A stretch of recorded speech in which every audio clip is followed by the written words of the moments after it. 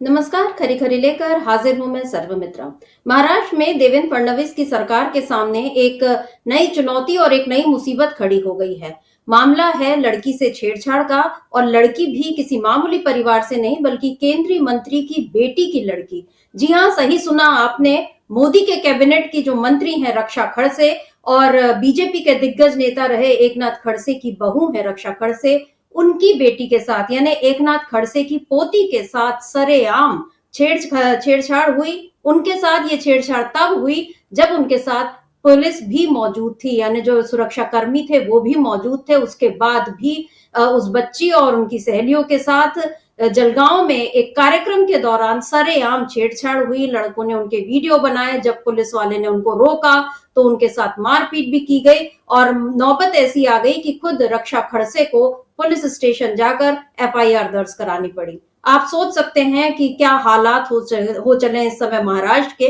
वैसे तो पूरे देश का हाल ऐसा ही है। लड़कियों की सुरक्षा को लेकर मोदी सरकार के जितने दावे हैं वो सब खोखले साबित हो चुके हैं। कई बार मोदी ये बात बोल चुके हैं कि मैं लड़कियों की सुरक्षा का पूरा जिम्मा लेता हूं, और उन्होंने अभी भी जो 8 मार्च को हम मनाएंगे अंतर्राष्ट्रीय महिला दिवस, उसमें मोदी ने इस बार भी जो अपना सोशल मीडिया हैंडल है वो उन्होंने ये कहा है कि वो इस बार महिलाएं संभालेंगी। पहले भी मोदी ये प्रयोग कर चुके हैं, लेकिन मोदी के जो सारे दावे हैं, उनका जो नारा है बेटी बचाओ बेटी पढ़ाओ, वो पूरी तरह ध्वस्त हो चुका है।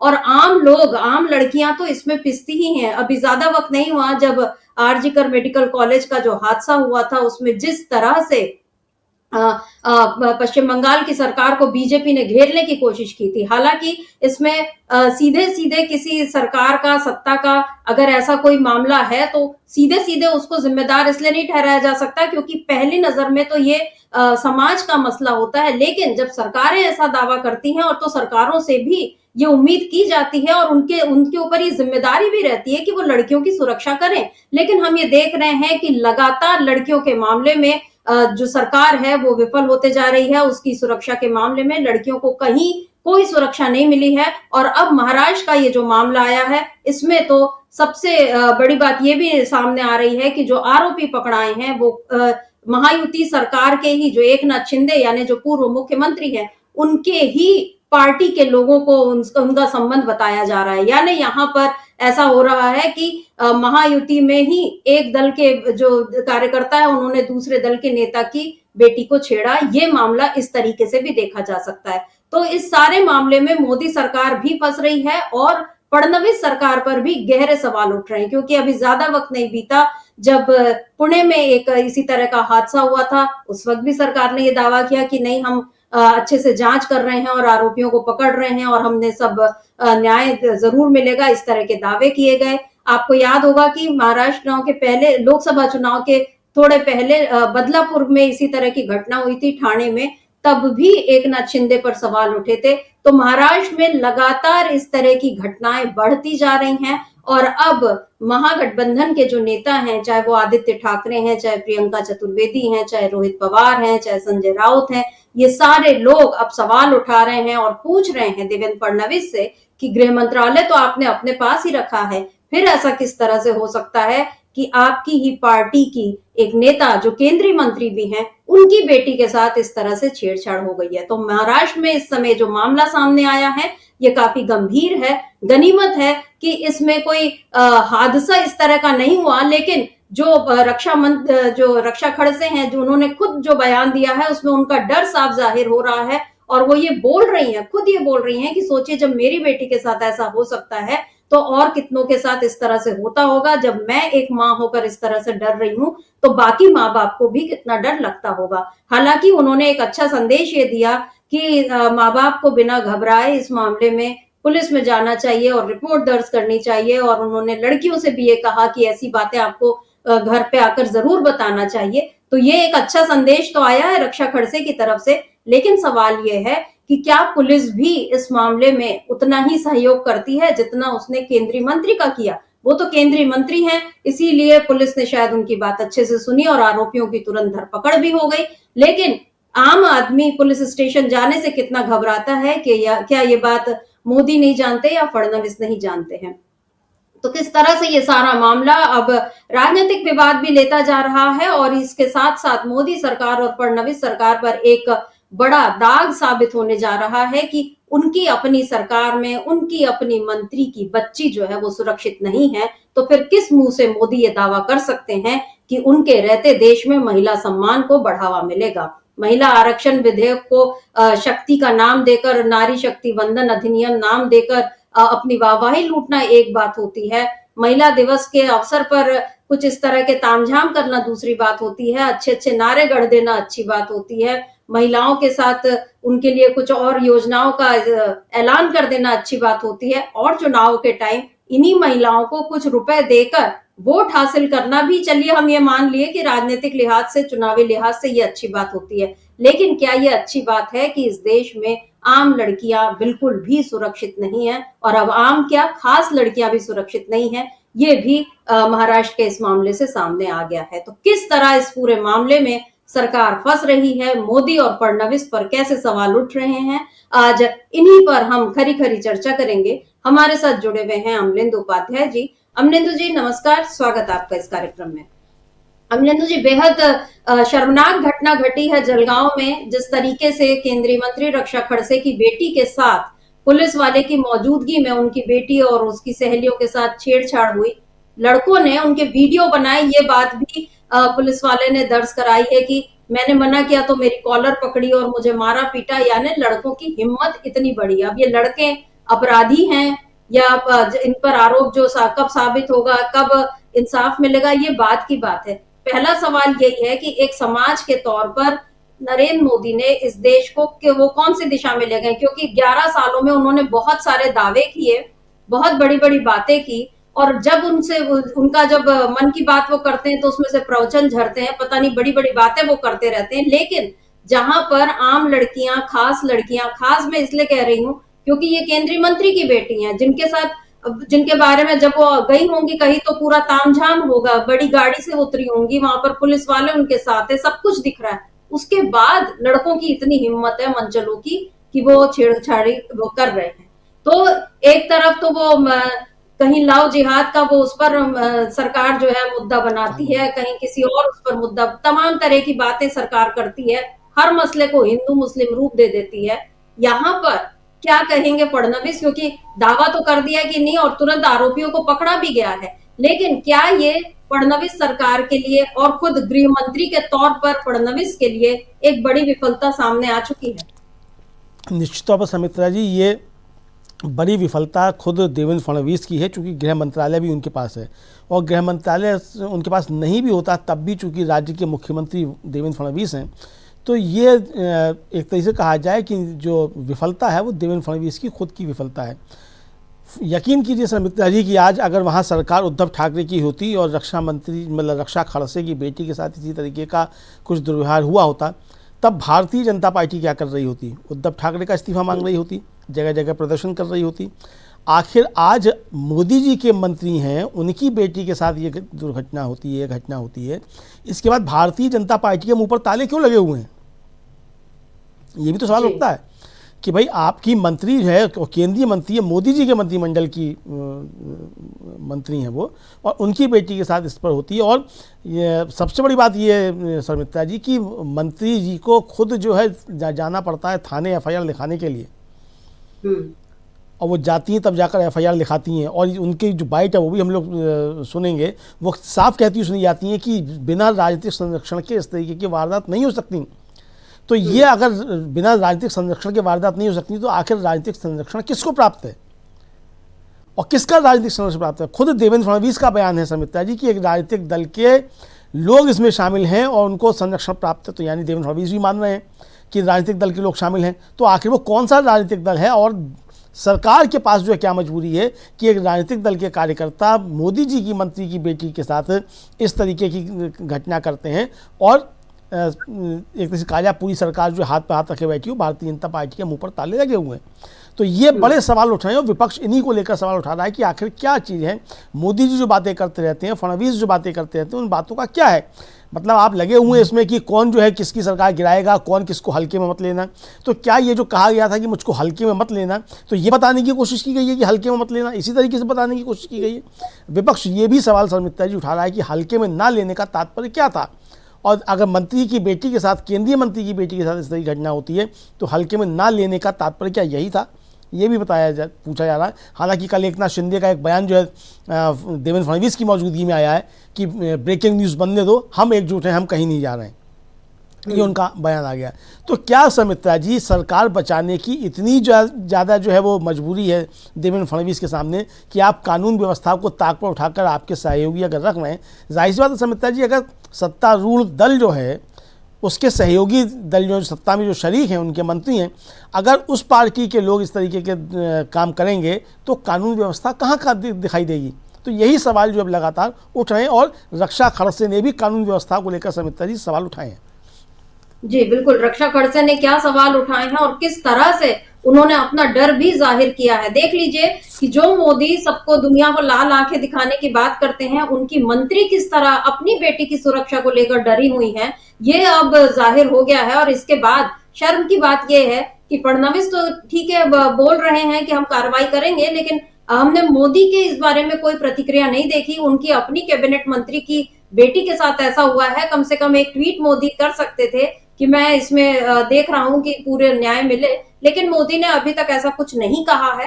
पर पहले हम सुन लेते हैं कि रक्षा खड़से क्या कह रही हैं और ये भी देखेंगे कि एकनाथ खड़से ने क्या कुछ कहा है, उसको भी मैं बताऊंगी, लेकिन पहले हम रक्षा खड़से की बात सुन लेते हैं। मैं एक मंत्री के तौर पे नहीं तो एक माँ के तौर पे आज मैं पुलिस स्टेशन में गई थी, क्योंकि परसों रात को जो मेरी बेटी के साथ और उसके सहेली के साथ जो घटना वहाँ पे घड़ी वो अतिशय निंदनीय है।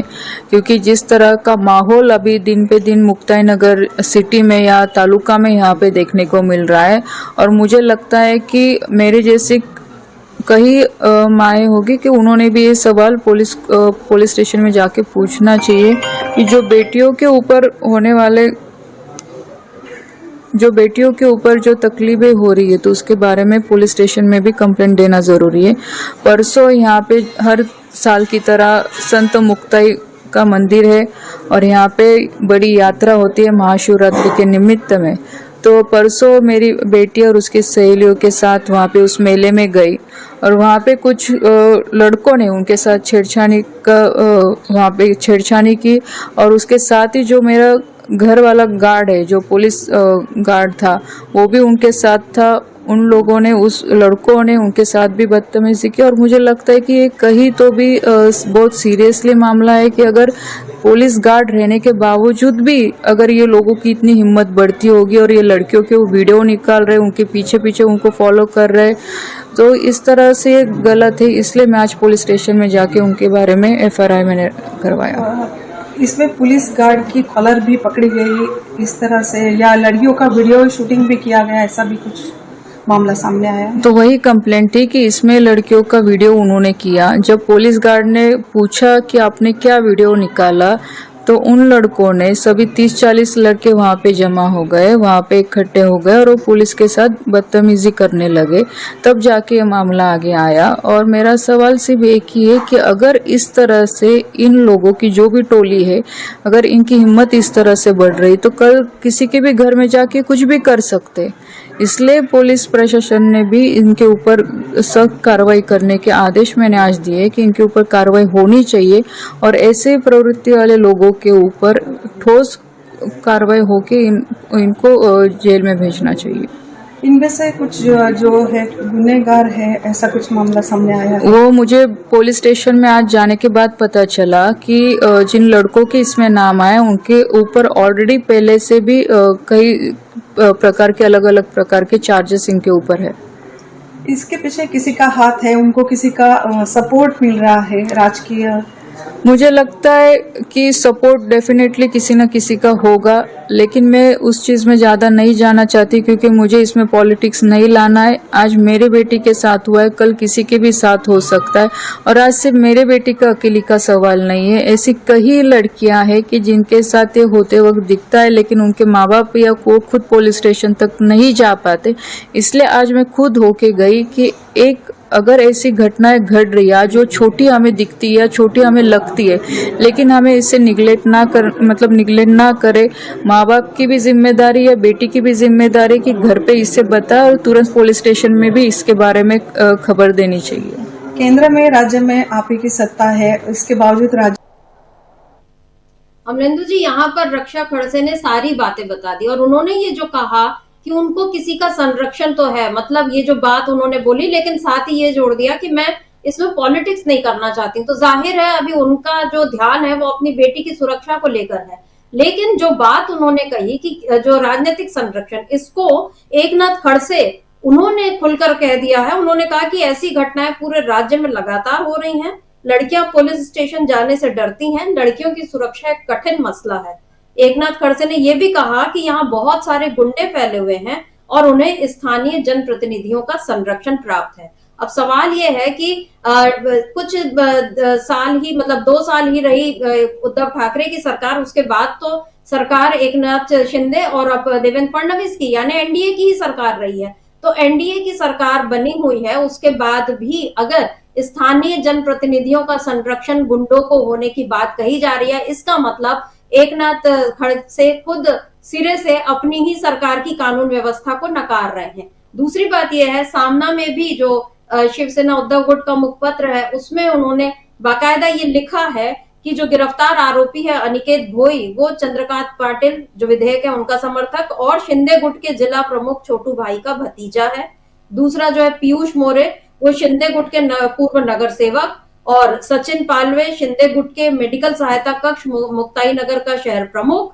किरण माली और सोहम कोहली भी शिंदे गुट के पदाधिकारियों के रिश्तेदार बताए जा रहे हैं। यानी यहाँ पर सीधे सीधे एकनाथ शिंदे पर उंगलियां उठती हुई दिखाई दे रही हैं कि उनके गुट के जो कार्यकर्ता हैं उनके रिश्तेदार, यानी कि यहाँ पर शिंदे के ऊपर ये आरोप है कि उनके नेता जो हैं इस तरह के अपराधियों को संरक्षण दे रहे हैं। क्या यहाँ पर शिंदे के ऊपर, यानी ये जो सारी बातें सामने आई हैं, शिंदे पहले से ही कमजोर चल रहे हैं। हाल ही में सामना में संजय राउत ने यह दावा कर दिया कि अमित शाह से मिलने वो एक होटल पहुंचे थे और सुबह 4 बजे मुलाकात हुई और उन्होंने कहा कि मुझे सीएम बनना है।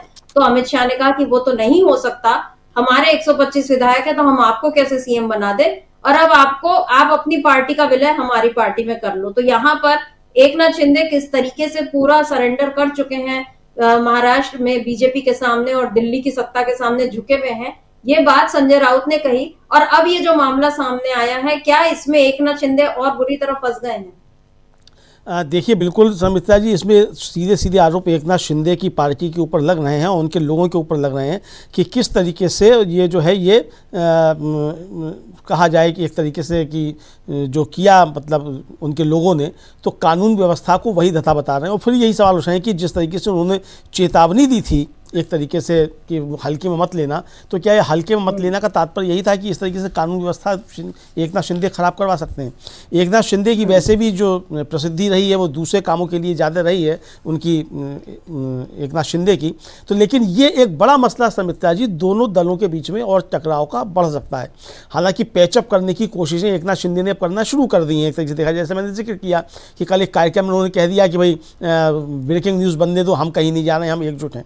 तो ये संदेश देने की कोशिश की, लेकिन ये संदेश देने की कोशिश क्या इसलिए की गई कि एक तो उनके जो पुराने मंत्री हैं, जो उनके पुराने विभाग हैं, उनमें जांचें बैठ रही हैं, उनके पुराने टेंडर्स जो है वो निरस्त किए जा रहे हैं। तो यानी एक तरीके से घटनाएं जो हो रही हैं और जांच जिस तरीके से बैठ रही हैं, तो ये क्या उनको घेरने की जो कोशिश हो रही है उससे बचने का एक प्रयास है, या जो अब जो आरोप लग रहे हैं रक्षा मंत्री जो रक्षा खड़से हैं उनकी बेटी के साथ जो दुर्व्यवहार हुआ उसको लेकर उनके पार्टी के लोग उसमें शामिल हुए हैं, तो इसको लेकर जो आरोप लग रहे हैं, तो इससे क्या बचाव का वो रास्ता ढूंढ रहे हैं। लेकिन समिता जी एक बात निश्चित तौर पे कही जा सकती है कि अब महाराष्ट्र में एनडीए में सब कुछ ठीक ठाक नहीं है और स्थितियां इस कदर अगर पहुंच जाएं कि आप ये भी लिहाज ना करें, आपके पार्टी के वर्कर्स जो हैं, कि आप किसके साथ दुर्व्यवहार कर रहे हैं, आपके सहयोगी दल के मंत्री हैं और केंद्र की मंत्री हैं।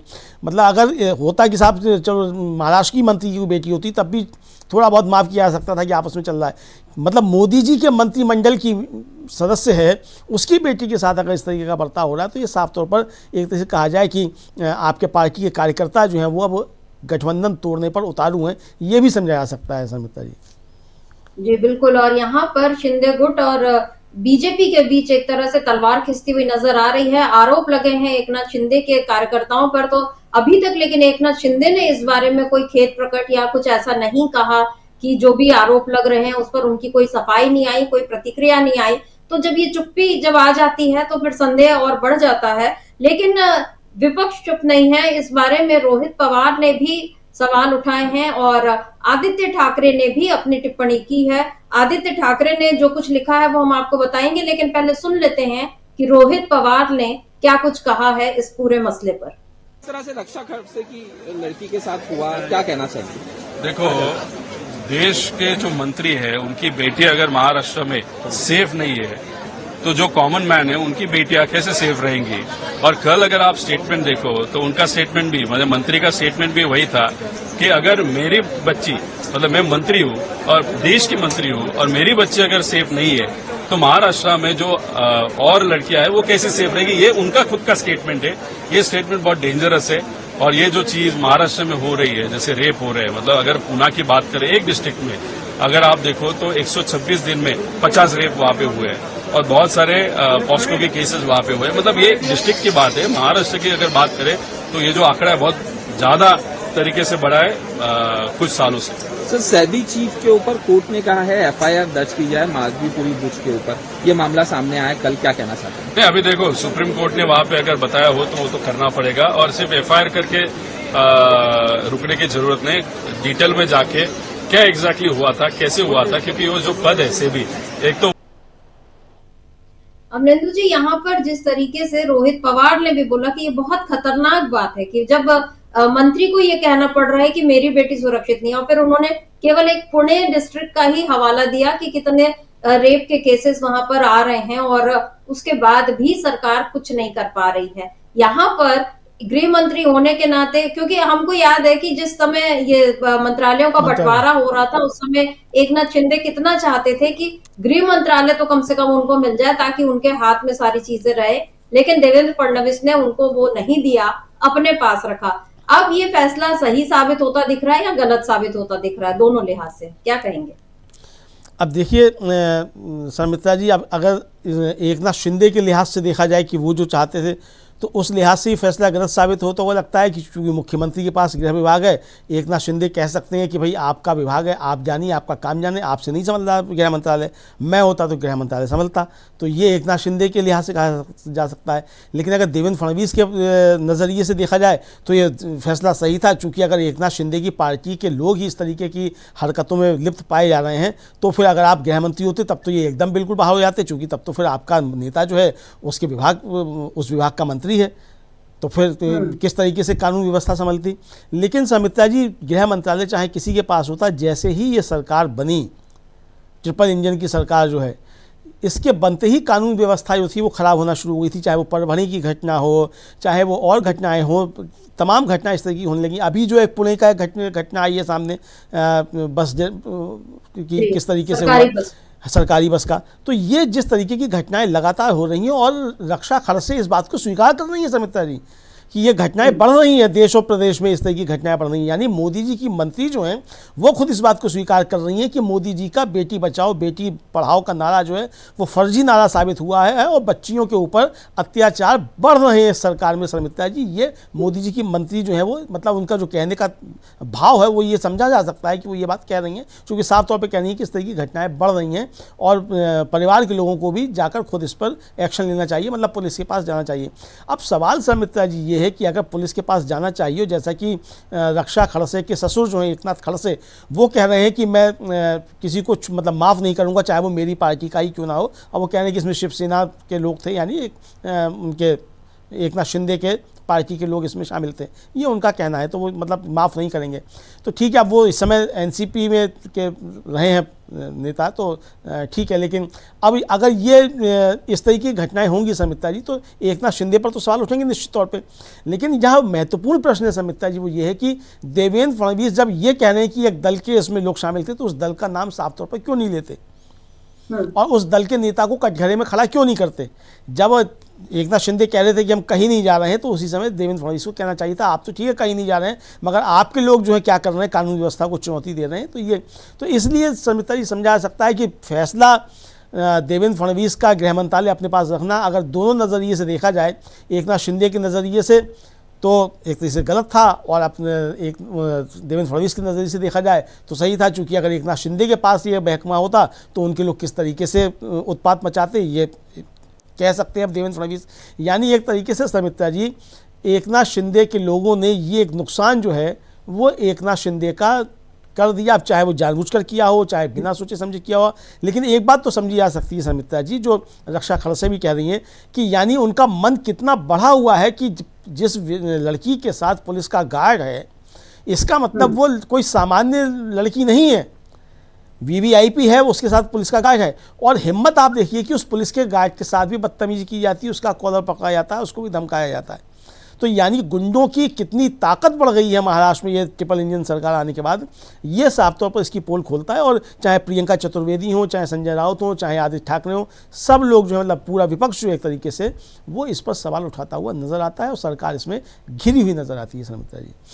जी बिल्कुल। और चूंकि यहाँ मंत्री की बेटी की बात आई है अमलेंदु जी, तो मुझे याद आ रहा है जब स्मृति ईरानी केंद्रीय मंत्री थी और उनकी बेटी के ऊपर जब गोवा में सिल्ली सोल जो उनका जो बार रेस्टोरेंट और कैफे है, उसको लेकर जब जयराम रमेश और पवन खेड़ा ने एक प्रेस कॉन्फ्रेंस की और वाजिब सवाल उठाए, उन्होंने कहीं भी उस मतलब स्मृति ईरानी की बेटी पर कोई इस तरह की टिप्पणी नहीं की। लेकिन तब स्मृति ईरानी ने एक प्रेस कॉन्फ्रेंस करके और उन्होंने कांग्रेस के ऊपर इस तरह से इल्जाम लगाया था कि 2 अधेड़ उम्र के जो नेता हैं उन्होंने मेरी बेटी के बारे में ऐसी ऐसी बातें बोली। यानी जहां पर वाजिब सवाल उठाए जा रहे थे वहां पर तो आपने विक्टिम कार्ड खेल लिया और 2 अधेड़ उम्र के पुरुष इस तरह से बोलकर आपने बता दिया कि कांग्रेस में किस तरह के लोग हैं। लेकिन यहाँ पर स्मृति ईरानी अभी तक कुछ नहीं बोल रही हैं, ये भी एक बात है, क्योंकि हालांकि अब वो न सांसद हैं और बीजेपी में भी अब उनका कितना कद रह गया हम नहीं जानते, लेकिन वो भी मंत्री थी, उनकी बेटी पर बात उठी थी तो वो किस तरह से बोलने आ गई थी।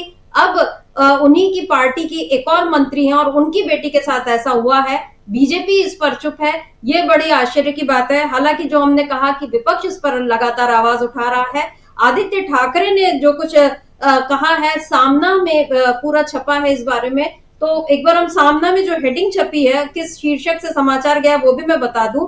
सामना में लिखा है, छीनी जा रही है महिलाओं की इज्जत, आबरू और शोहरत, महाराष्ट्र में मंत्री की बेटी भी सुरक्षित नहीं, केंद्रीय मंत्री रक्षा खड़से की बेटी के साथ बदतमीजी, 5 बदमाश लड़कों के खिलाफ मामला दर्ज। ये इस हेडिंग के साथ आज सामना में यहाँ पर महाराष्ट्र में ये खबर छपी है और इसमें आदित्य ठाकरे के हवाले से लिखा गया है कि महिला सुरक्षा, गुंडागर्दी जैसे अपराध राज्य में चरम पर हैं।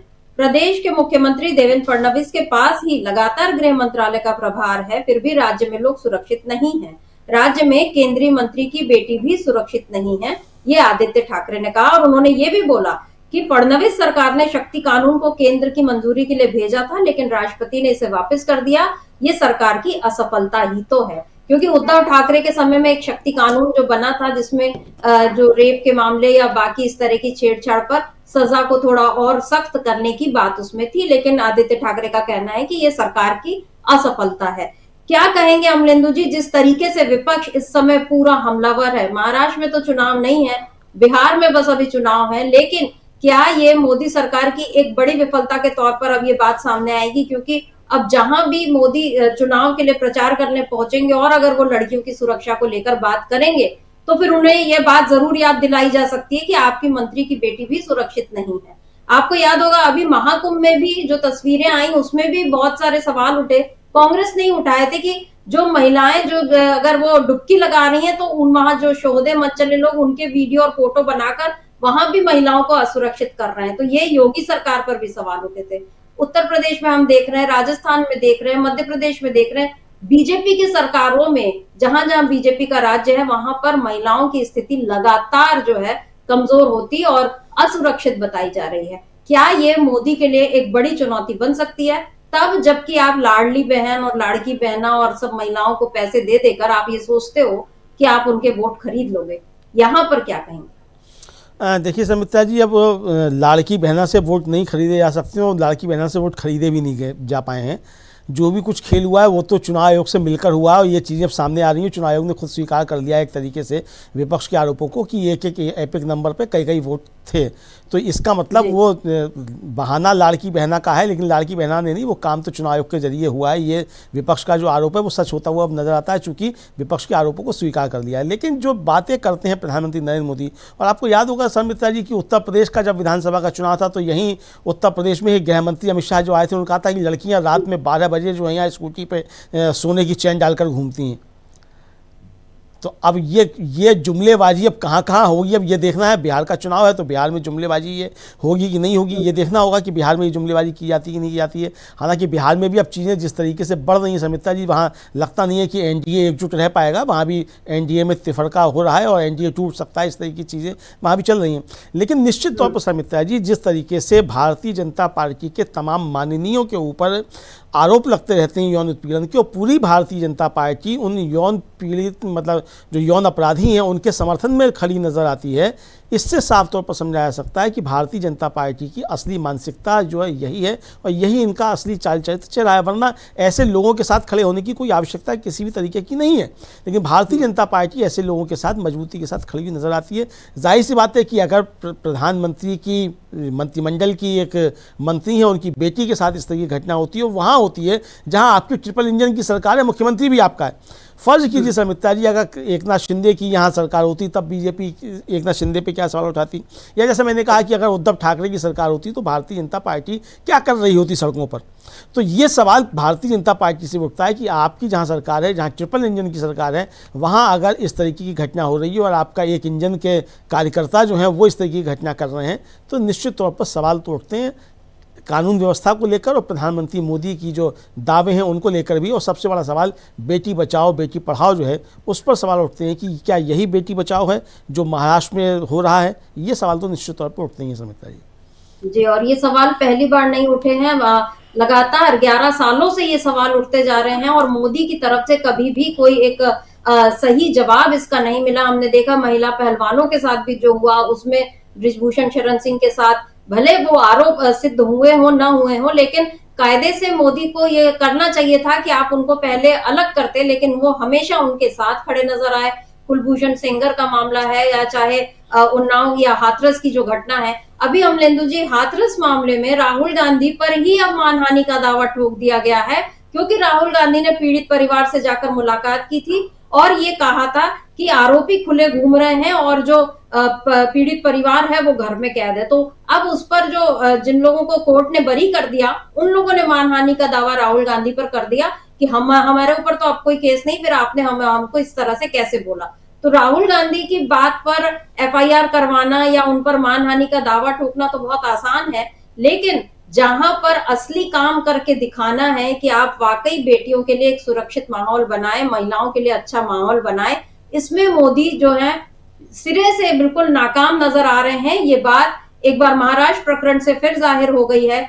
रक्षा खड़से की बेटी को कब इंसाफ मिलता है, जो आरोपी पकड़ाए हैं उन पर क्या कार्रवाई होती है, उनको सजा होती है नहीं होती है, और सबसे बढ़कर सवाल एकनाथ शिंदे को कब तक बीजेपी अपने साथ रखती है। बहुत सारे सवाल इस समय हैं जिनके जवाब आने वाले वक्त में मिलेंगे, लेकिन सबसे बड़ा सवाल यही है कि इस देश में बेटियों के लिए सुरक्षित माहौल आखिर कब बनेगा। और ये सवाल 8 मार्च पर अगर मोदी इसका जवाब दे सकें तो इससे बेहतर और कुछ नहीं होगा। तो अमलेंदु जी, आज की इस चर्चा को हम यहीं रोकते हैं। आपका बहुत बहुत शुक्रिया, और शुक्रिया आप तमाम दर्शकों का जो आप हमारे साथ जुड़े और आपने इस चर्चा को ध्यान से सुना। आगे भी आप बने रहिए डीबी लाइव के साथ और देखते रहिए हमारे सभी कार्यक्रम। नमस्कार।